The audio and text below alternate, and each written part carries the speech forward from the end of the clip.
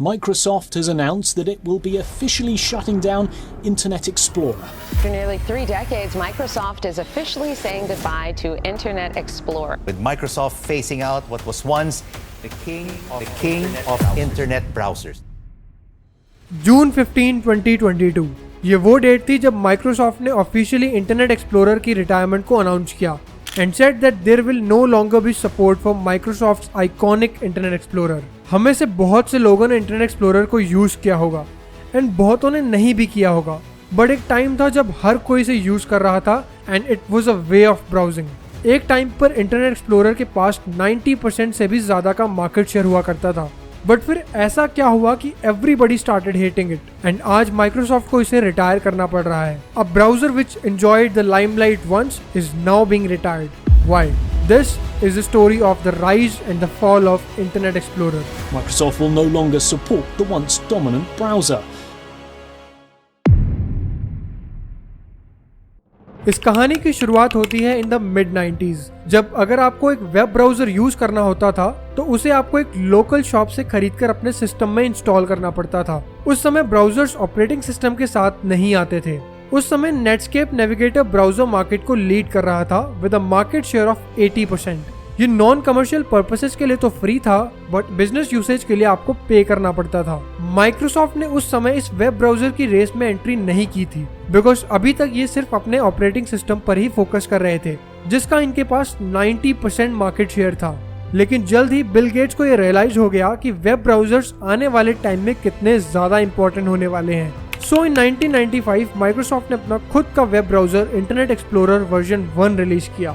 हालांकि इसके रिलीज से नेटस्केप की पॉपुलैरिटी पर कोई इफेक्ट नहीं पड़ा, बट बिल गेट्स ने डिसाइड कर लिया था कि अब वो इस मार्केट में अपनी जगह बनाकर रहेंगे। दिसंबर 7, 1995 बिल गेट्स ने एक प्रेस कॉन्फ्रेंस में इंटरनेट एक्सप्लोरर का वर्जन 2 लॉन्च किया। इनके इंटेंशंस बहुत क्लियर थे।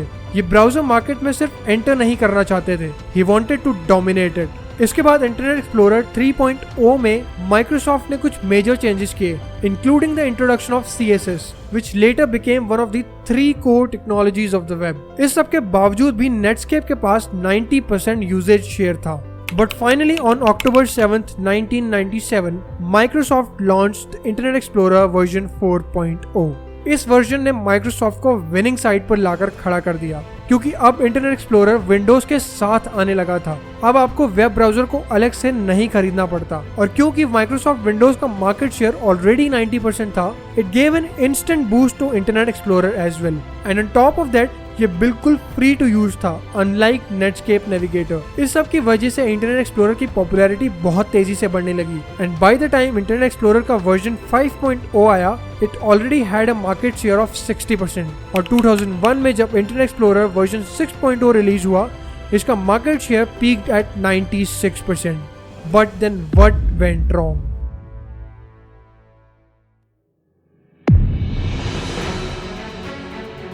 नेटस्केप नेविगेटर के डाउनफॉल के बाद माइक्रोसॉफ्ट वेब ब्राउजर की दुनिया का लीडर बन गया था and created a monopoly, but there is always disadvantages to monopoly as well. अपनी पहली जीत के बाद माइक्रोसॉफ्ट ने इंटरनेट एक्सप्लोरर पर मेजर इंप्रूवमेंट्स करना बंद कर दिया। न्यूअर वर्जन्स में सिर्फ कुछ माइनर इंप्रूवमेंट्स और बग फिक्सेस होते थे एंड 2004 आते आते इंटरनेट एक्सप्लोरर की पॉपुलैरिटी कम होने लगी।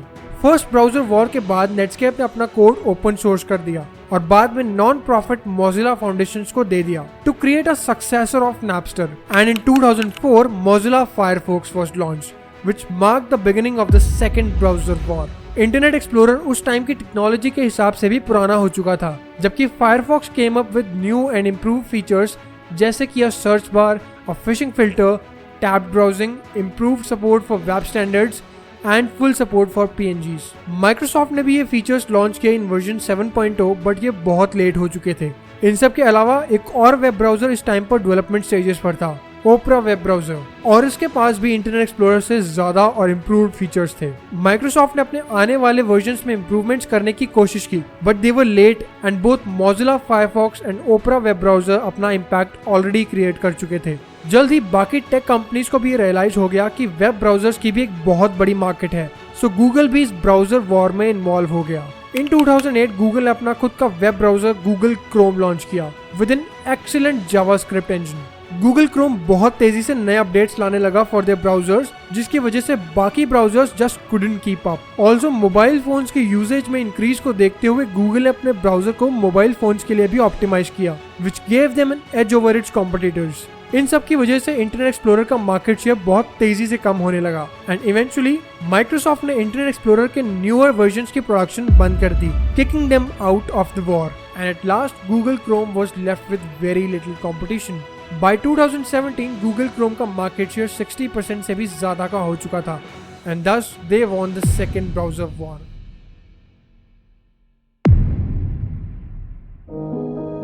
डोमिनेंट वेब ब्राउजर बनने के लिए बहुत सी कंपनीज ने कम्पीट किया, but today Google Chrome stands at the top. Internet explorer once had everything, but they underestimated their rivals and had to pay the price at the end. 2008 तक भी इनके पास 60% market share था, but they lost all of it. Internet Explorer की कहानी is a classic case of the best that refused to get better.